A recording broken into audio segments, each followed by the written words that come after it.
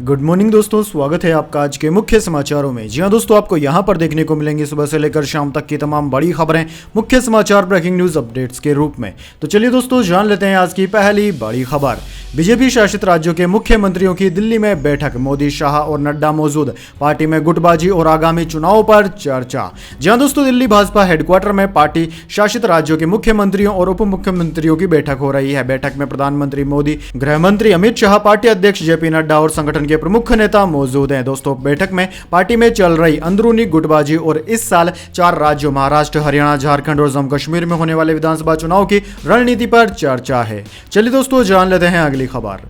पवार बोले, कोर्ट ने जिसे तड़ीपार किया वो आज गृह मंत्री, हमें सोचना होगा। अमित शाह ने 6 दिन पहले पवार को भ्रष्टाचार का सरगना कहा था। जी हां दोस्तों, एनसीपी नेता शरद पवार ने गृह मंत्री अमित शाह पर निशाना साधा है। पवार ने कहा है कि कुछ दिनों पहले गृह मंत्री ने मेरे खिलाफ कुछ बातें कही। उन्हें मैं याद दिला दूं कि आज वो आदमी देश का गृह मंत्री है। वह ऐसा व्यक्ति है जिसने गुजरात के कानून का दुरुपयोग किया था, जिसके लिए सुप्रीम कोर्ट ने उन्हें तड़ीपार यानी कि राज्य से बाहर कर दिया था। अमित शाह को 2010 में शहराबुद्दीन शेख फर्जी एनकाउंटर मामले में 2 साल के लिए राज्य से बाहर कर दिया गया था। दोस्तों, बाद में उन्हें 2014 में इस मामले में बरी कर दिया गया। पवार ने इसको लेकर अमित शाह पर टिप्पणी की। चलिए दोस्तों, जान लेते हैं अगली खबर। नीति आयोग की बैठक छोड़कर निकली ममता बनर्जी, कहा मैं बोल रही थी तभी माइक बंद कर दिया। सरकार बोली आरोप झूठे, बोलने का पूरा मौका मिला। जी हां दोस्तों, दिल्ली में शनिवार 27 जुलाई को प्रधानमंत्री मोदी की अध्यक्षता में नीति आयोग की गवर्निंग काउंसिल की 9वीं बैठक हुई। पश्चिम बंगाल की मुख्यमंत्री ममता बनर्जी मीटिंग को बीच में ही छोड़कर बाहर निकल गई। ममता ने आरोप लगाया कि उन्हें बोलने नहीं दिया गया, माइक बंद कर दिया गया। उन्होंने कहा कि बैठक में विपक्ष की ओर से सिर्फ मैं शामिल हुई थी। भाजपा के मुख्यमंत्रियों को बोलने के लिए 10 से 20 मिनट का समय दिया गया, जबकि मुझे केवल 5 मिनट मिले। इधर दोस्तों, सरकार ने ममता के इन आरोपों को झूठा बताया है। चलिए जान लेते हैं अगली खबर। यूपी में कांवड़ रूट पर एटीएस हुई तैनात, ड्रोन से निगरानी। मुजफ्फरनगर एसएसपी ने कहा हालात सेंसिटिव, हमले का भी खतरा। 2 अगस्त तक स्कूल कॉलेज बंद। जी हां दोस्तों, यूपी में कांवड़ रूट पर एंटी टेररिस्ट स्क्वाड एटीएस तैनात कर दी गई है। लखनऊ से एटीएस कमांडो बख्तरबंद गाड़ियों से शनिवार दोपहर मुजफ्फरनगर पहुंचे। उन्होंने कांवड़ रूट पर सिक्योरिटी व्यवस्था को जांचा परखा। स्थानीय खुफिया विभाग भी ड्रोन कैमरे से कांवड़ रूट की निगरानी कर रहे हैं। चलिए जान लेते हैं अगली खबर। राज्यों को पंगु बना देंगे तो केंद्र भी पंगु हो जाएगा, नीति आयोग की बैठक के बाद ममता बनर्जी ने कहा। जी हां दोस्तों, प्रधानमंत्री मोदी की अध्यक्षता में नीति आयोग की गवर्निंग काउंसिल की 9वीं मीटिंग हुई। मीटिंग में शामिल होने के बाद कोलकाता पहुंचने पर ममता बनर्जी ने कहा कि मेरा मानना है कि राज्य और केंद्र के बीच हमेशा सहयोगात्मक संबंध होने चाहिए, विकास में कोई राजनीति नहीं होनी चाहिए। ममता ने कहा कि इस मीटिंग में कोई नहीं आया, मैंने सोचा कि मैं सभी के लिए बोलूंगी। ममता बनर्जी ने कहा कि मीटिंग में एनडीए सहयोगियों को ज्यादा और दूसरी पार्टियों को कम समय दिया गया। उन्होंने कहा कि अगर आप राज्यों को पंगु बना देंगे तो केंद्र भी पंगु हो जाएगा। मीटिंग में लगातार घंटी बजाई जाती रही थी। चलिए जान लेते हैं अगली खबर। मनु भाकर ने जगाई मेडल की उम्मीद, इस इवेंट के फाइनल में पहुंची। जी हां दोस्तों, पेरिस ओलंपिक 2024 के पहले दिन यानी कि 27 जुलाई को शूटिंग में भारत के लिए अच्छी खबर सामने आई। निशानेबाज मनु भाकर वुमेन से 10 मीटर एयर पिस्टल इवेंट के फाइनल में पहुंच गई है। मनु भाकर 60 शॉट के क्वालिफाइंग राउंड में कुल 580 अंकों के साथ तीसरे स्थान पर रही। भाकर ने पहली सीरीज में 97, दूसरी सीरीज में 97, तीसरी सीरीज में 98, चौथी में 96, पांचवी में 96 और छठी सीरीज में 96 अंक हासिल किए। दोस्तों, मनु भाकर का फाइनल मुकाबला 28 जुलाई यानी कि दोपहर भारतीय समय के अनुसार 3:30 बजे होगा। दोस्तों, मनु भाकर के लिए कमेंट बॉक्स में एक प्यारा सा लाइक जरूर दीजिए। चलिए दोस्तों, जान लेते हैं अगली खबर। यूक्रेन दौरे पर जा सकते हैं प्रधानमंत्री मोदी, दावा। पुतिन से मिलने के 45 दिन बाद 23 अगस्त को हो सकती है जेलेंस्की के साथ भी मुलाकात। जी हां दोस्तों, रूस यूक्रेन जंग के बीच प्रधानमंत्री नरेंद्र मोदी अगस्त में यूक्रेन के दौरे पर जा सकते हैं। न्यूज एजेंसी पीटीआई की रिपोर्ट के मुताबिक नरेंद्र मोदी के दौरे को लेकर दोनों देशों की सरकारों के बीच बातचीत भी चल रही है। हालांकि अब तक किसी भी देश ने आधिकारिक तौर पर घोषणा नहीं की है। दोस्तों, आपकी जानकारी के लिए बता दें, अगर प्रधानमंत्री मोदी यूक्रेन जाते हैं तो 1991 में यूक्रेन से अलग देश बनने के बाद यह किसी भारतीय प्रधानमंत्री की यहां पहली यात्रा होगी। इससे पहले प्रधानमंत्री मोदी 8-9 जुलाई को 5 साल बाद रूस के दौरे पर गए थे। यहां उन्होंने राष्ट्रपति व्लादिमीर पुतिन से मुलाकात करी थी। चलिए दोस्तों, जान लेते हैं अगली खबर। प्राइवेट मोबाइल कंपनियों के टैरिफ में बढ़ोतरी का पड़ा असर। बीएसएनएल के 15 दिन में 15 लाख ग्राहक जुड़े, पिछले 8 सालों में 7 करोड़ गवा चुका था। जी हां दोस्तों, प्राइवेट मोबाइल मोबाइल कंपनियों के टैरिफ में जुलाई से 25% तक बढ़ोतरी के बाद भारत संचार निगम लिमिटेड BSNL में ग्राहकों की घर वापसी हो रही है। 2 दशक पहले भारतीय टेलीकॉम बाजार में 18% से ज्यादा हिस्सेदारी वाली BSNL की मौजूदा हिस्सेदारी 2.5% से भी कम बची है। मई में इसे 15,000 नए ग्राहक मिले थे तो जून में 58,000 घट गए। हालांकि अब हालात बदल रहे हैं। कंपनी जुलाई के शुरुआती 15 दिन में ही 15 लाख से ज्यादा ग्राहक जोड़ चुकी है। बीते 8 साल में 7 करोड़ यानी कि 76% ग्राहक कंपनी गंवा चुकी थी। अब 15 दिन में 6.34% नए ग्राहक जुड़ गए हैं। चलिए दोस्तों, जान लेते हैं अगली बड़ी खबर। इलेक्ट्रिक गाड़ियों पर 30 सितंबर तक मिलेगी सब्सिडी। सरकार ने EMPS के लिए 278 करोड़ रुपए बढ़ाए। इसमें इलेक्ट्रिक कारें नहीं है शामिल। जी हां दोस्तों, केंद्र सरकार ने electric mobility promotion scheme EMPS को 30 सितंबर तक के लिए बढ़ा दिया है। इसके साथ ही सरकार ने सब्सिडी को 500 करोड़ रुपए से बढ़ाकर 778 करोड़ कर दिया। हेवी इंडस्ट्री मिनिस्ट्री ने देश में इलेक्ट्रिक गाड़ियों की बिक्री को बढ़ावा देने के लिए 13 मार्च को इस स्कीम को लॉन्च किया था। दोस्तों, यह स्कीम 1 अप्रैल 2024 से 31 जुलाई 2024 तक लागू की गई थी। यह योजना इलेक्ट्रिक 2 व्हीलर, इलेक्ट्रिक 3 व्हीलर और ई-रिक्शा पर सब्सिडी देती है। इसमें इलेक्ट्रिक 4 व्हीलर्स को शामिल किए जाने की कोई भी जानकारी नहीं दी गई है। चलिए दोस्तों, जान लेते हैं अगली खबर। कानपुर की 16 कंपनियों के मसाले खाने लायक नहीं। सब्जी मसालों में मिले कीड़े और पेस्टिसाइड्स, बिक्री पर रोक लगाई गई। जी हां दोस्तों, जिन मसालों को आप खाते हैं उनसे आपकी सेहत बिगड़ रही है। अशोक और भोला सब्जी मसाले समेत 16 कंपनियों के सैंपल जांच में फेल पाए गए हैं। यूपी खाद्य सुरक्षा एवं औषधि प्रशासन FSDA का कहना है कि कंपनियों के कई प्रोडक्ट्स खाने लायक नहीं है। दरअसल दोस्तों, FSDA के अफसरों ने इस साल मई में कानपुर में मसालों की कंपनियों पर छापा मारा था। 16 कंपनियों के अलग अलग मसालों के 35 प्रोडक्ट्स के सैंपल लेकर जांच के लिए आगरा भेजे गए थे। इनमें से 23 की रिपोर्ट सामने आई है। इनमें पेस्टिसाइड और कीटनाशक की मात्रा काफी अधिक पाई गई। कीड़े भी मिले हैं। इसके बाद FSDA ने मसालों के इन प्रोडक्ट्स की बिक्री पर रोक लगा दी है। दोस्तों, आपकी जानकारी के लिए बता दें, गोल्डी मसाले के ब्रांड एम्बेसडर अभिनेता सलमान खान है। यानी कि दोस्तों, बड़े बड़े अभिनेता इन मसालों का ऐड कर रहे हैं और यह आपके खाने के लायक बिल्कुल भी नहीं है। एक तरीके से अगर आप बिना जांचे परखे इन मसालों का इस्तेमाल कर रहे हैं तो हम यह कहेंगे कि आप स्लो पॉइजन ले रहे हैं। चलिए दोस्तों, जान लेते हैं इसके बाद अगली बड़ी खबर। ट्रंप बोले, जहां गोली लगी थी वहां दोबारा जाऊंगा, बड़ी रैली करूंगा। पूर्व राष्ट्रपति पर 14 दिन पहले पेंसिल्वेनिया में हुआ था जानलेवा हमला। जी हां दोस्तों, अमेरिका के पूर्व राष्ट्रपति डोनाल्ड ट्रंप उस जगह दोबारा जाने वाले हैं जहां उन्हें गोली लगी थी। ट्रंप ने शुक्रवार को एक रैली के दौरान कहा कि मैं पेंसिल्वेनिया वापस जाऊंगा, वहां एक बड़ी और शानदार रैली करूंगा। हालांकि उन्होंने यह भी बताया कि रैली कब और किस मैदान में होगी। गोली लगने के बाद पहली बार ट्रंप के कान में पट्टी नजर नहीं आई। दरअसल दोस्तों, अमेरिका में 13 जुलाई को पूर्व राष्ट्रपति डोनाल्ड ट्रंप पर पेंसिल्वेनिया में एक चुनावी रैली के दौरान जानलेवा हमला हो गया था। चलिए दोस्तों, जान लेते हैं अगली खबर। कमला हैरिस ने राष्ट्रपति पद की उम्मीदवारी का फॉर्म भरा। कहा, हर वोट के लिए कड़ी मेहनत करूंगी। एक दिन पहले ओबामा ने दिया था समर्थन। जी हां दोस्तों, अमेरिकी राष्ट्रपति जो बाइडेन की उम्मीदवारी छोड़ने के 5 दिन बाद कमला हैरिस ने शुक्रवार को आधिकारिक तौर पर डेमोक्रेटिक पार्टी की तरफ से राष्ट्रपति पद की उम्मीदवारी की घोषणा की है। उन्होंने पोस्ट कर लिखा कि मैं राष्ट्रपति पद के लिए फॉर्म पर साइन कर चुकी हूं। मैं हर वोट हासिल करने के लिए कड़ी मेहनत करूंगी और इस साल नवंबर में हमारी ही पार्टी की जीत होगी। चलिए दोस्तों, जान लेते हैं अगली खबर। इजराइल ने फिलिस्तीन के एक स्कूल पर किया एयर स्ट्राइक। हमले में 30 की मौत, 100 से अधिक लोग हुए घायल। जी दोस्तों, फिलिस्तीन स्वास्थ्य अधिकारियों ने बताया कि गाजा के दीर अल बलाहा में एक स्कूल पर इजरायली हमले में कम से कम 30 फिलिस्तीनी मारे गए हैं और 100 से अधिक लोग घायल हो गए हैं। वहीं दोस्तों, इजरायली सेना ने कहा है कि उसने हमास कमांडर सेंटर पर हमला किया था। जानकारी के मुताबिक जिन लोगों पर हमला हुआ उनमें से ज्यादातर लोग विस्थापित होकर आए थे। चलिए दोस्तों, जान लेते हैं अगली खबर। सेबी ने विजय माल्या को सिक्योरिटी मार्केट से बैन किया। शेयर मार्केट में 3 साल तक किसी भी तरह का लेन देन नहीं कर सकेंगे।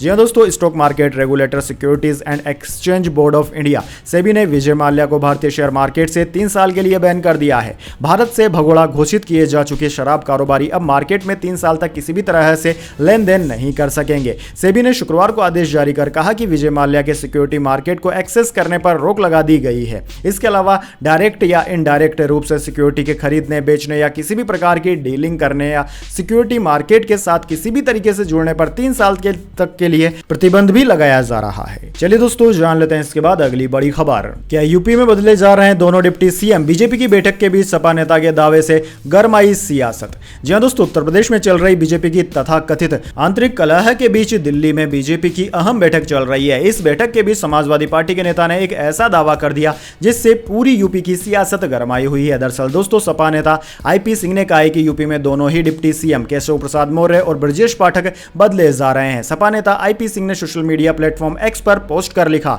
कि 2027 में सपा 300 पार, भाजपा 2027 में सिर्फ 27 सीटों पर सिमट जाएगी। दोनों उप मुख्यमंत्री हल्के और फर्जी नेता हैं, मूल भाजपा के भी नहीं है। केशव प्रसाद मौर्य को अमित शाह ने जमीन से उठाकर आसमान पर बैठा दिया, जो उस योग के थे ही नहीं।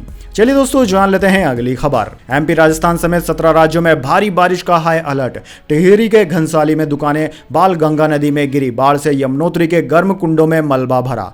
जी हां दोस्तों, देश के कई हिस्सों में बारिश से गंभीर हालात हैं। भारतीय मौसम विज्ञान विभाग IMD ने शनिवार को 17 राज्यों में भारी बारिश की चेतावनी जारी की थी। वहीं दोस्तों मौसम विज्ञान विभाग ने महाराष्ट्र के 8 जिले पुणे, रायगढ़, रत्नागिरी, सिंधुदुर्ग, संतारा, चंद्रपुर, गोंदिया और गढ़चिरौली में शनिवार के लिए ऑरेंज अलर्ट जारी किया था। वहीं दोस्तों भारी बारिश के बीच महाराष्ट्र की नवी मुंबई स्थित शहबाज में एक 3 मंजिला इमारत गिर गई। हादसे में 3 लोग मलबे में दब गए, इनमें से एक की मौत हो गई है। इसके अलावा दोस्तों भारतीय मौसम विज्ञान विभाग ने 8 राज्यों में बहुत से बहुत भारी बारिश का अलर्ट जारी किया है। इन राज्यों के नाम है गोवा, गुजरात, महाराष्ट्र, मध्य प्रदेश, छत्तीसगढ़, उत्तराखंड, राजस्थान और कर्नाटक। इसके अलावा दोस्तों 9 राज्य ऐसे हैं जहां पर भारी बारिश का अलर्ट जारी किया गया है। इन राज्यों में हिमाचल प्रदेश, उत्तर प्रदेश, हरियाणा, चंडीगढ़, तमिलनाडु, केरल, ओडिशा, झारखंड और पश्चिम बंगाल शामिल है। चलिए दोस्तों जान लेते हैं अगली बड़ी खबर। लेकिन दोस्तों उससे पहले अगर आपको वीडियो पसंद आ रही तो वीडियो को एक प्यारा सा लाइक जरूर दे दीजिए, और अगर आपने यूट्यूब चैनल को सब्सक्राइब नहीं किया तो सब्सक्राइब भी कर लीजिएगा। जान लेते हैं अगली खबर। राजस्थान, असम और अरुणाचल प्रदेश में अग्निवीरों को मिलेगा आरक्षण। अब तक 10 राज्यों ने रिजर्वेशन देने की कर दी है घोषणा। सेंट्रल फोर्स में भी छूट।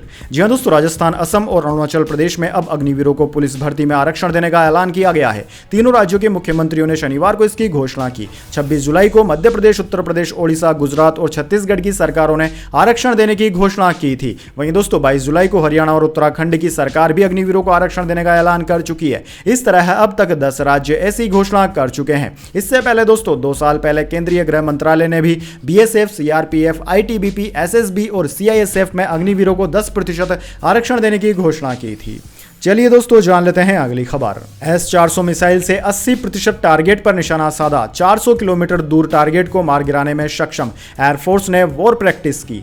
जी हां दोस्तों, इंडियन एयरफोर्स के Sudarshan S-400 air defence missile system ने वॉर प्रैक्टिस में दुश्मन के 80% लड़ाकू विमानों को मार गिराया। इस दौरान सेना के बाकी फाइटर प्लेन पीछे हटने पर मजबूर हो गए और उन्हें मिशन अबॉर्ट करना पड़ा। दरअसल दोस्तों एयरफोर्स ने एक थिएटर लेवल की वॉर प्रैक्टिस की, जहां S-400 air defence missile system की स्क्वाड्रन को तैनात किया गया था। इस दौरान एयरफोर्स के राफेल, सुखोई और मिग फाइटर जेट्स ने बतौर दुश्मन उड़ान भरी। प्रैक्टिस में S-400 ने अपने टारगेट को लॉक किया और करीब 80% फाइटर जेट्स पर सटीक निशाना साधा। प्रैक्टिस का मकसद S-400 एयर डिफेंस सिस्टम की क्षमताओं को जांच करना था। चलिए दोस्तों जान लेते हैं अगली खबर। कांग्रेस नेता चौधरी बीरेंद्र सिंह का ऐलान, नहीं लड़ेंगे हरियाणा विधानसभा का चुनाव। बेटे के लिए इस सीट पर कर दी दावेदारी।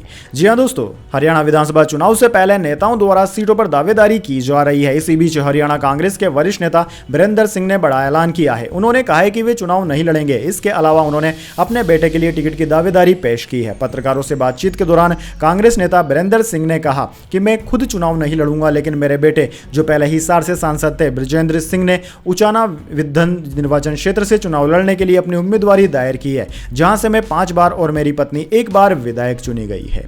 चलिए दोस्तों जान लेते हैं अगली खबर। विदेश में 5 साल में 633 भारतीय स्टूडेंट्स की हुई मौत। कनाडा में सबसे ज्यादा 172 छात्र मारे गए। पाकिस्तान में भी 1 की मौत। जी हां दोस्तों, विदेश में पढ़ने गए भारतीय छात्रों में से पिछले 5 साल में 633 स्टूडेंट्स की मौत हो गई। ये सभी मौतें 41 देशों में हुई। विदेश राज्य मंत्री कीर्तिवर्धन सिंह ने शुक्रवार को लोकसभा में इसकी जानकारी दी। इसमें से सबसे ज्यादा 172 स्टूडेंट्स कनाडा में मारे गए। इसके बाद दूसरे नंबर पर अमेरिका है, जहां 108 स्टूडेंट्स की मौत हुई। वहीं दोस्तों पड़ोसी देश पाकिस्तान में भी 1 भारतीय छात्र की मौत हुई है। दरअसल दोस्तों लोकसभा के मानसून सेशन में केरल के सांसद कोंडी कुनिल सुरेश ने विदेश में भारतीय स्टूडेंट्स की मौत को लेकर सवाल किए थे।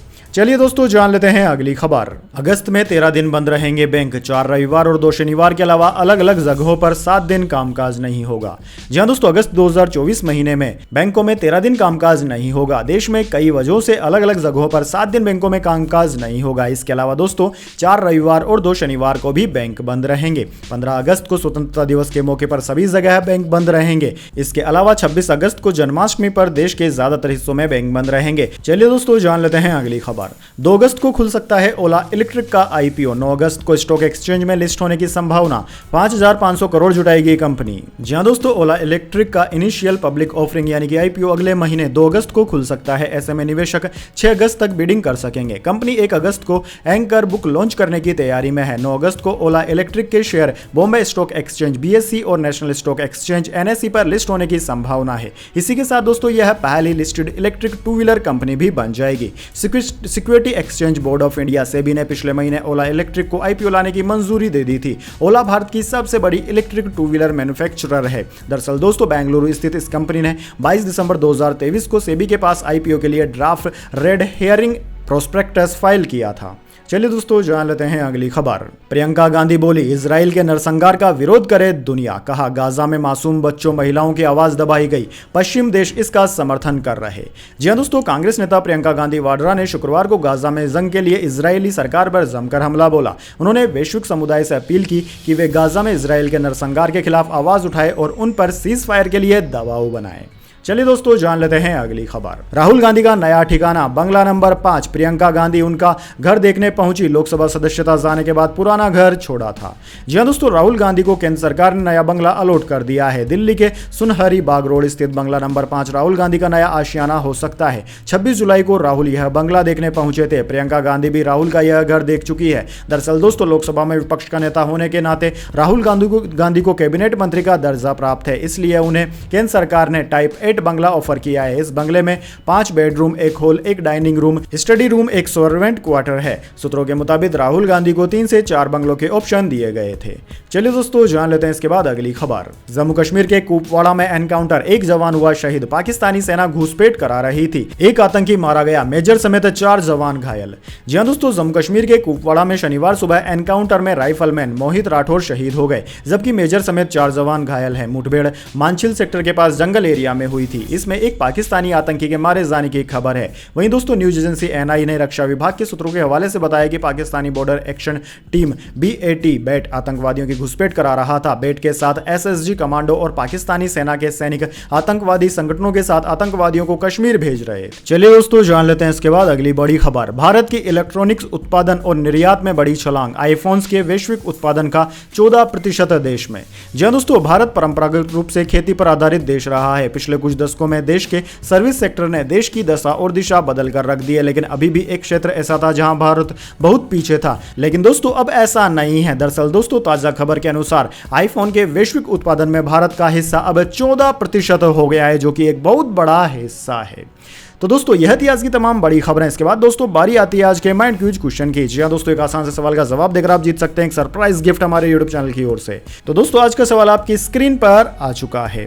बारिश का देवता, रेन ऑफ गॉड किसे कहा जाता है? जी हां दोस्तों, अगर आप जानते हैं कि बारिश का देवता किसे कहा जाता है तो जल्दी से उनका नाम कमेंट बॉक्स में लिख दीजिए। अगर दोस्तों आपका जवाब होता है एकदम सही और आप चुन जाते हैं लकी विजेता के रूप में, तो आपको मिल सकता है एक सरप्राइज गिफ्ट हमारे यूट्यूब चैनल की ओर से। तो दोस्तों जल्दी से अपना उत्तर कमेंट बॉक्स में लिख दीजिए, वीडियो को लाइक कर लीजिए और चैनल को सब्सक्राइब करके बेल आइकन भी दबा लीजिए।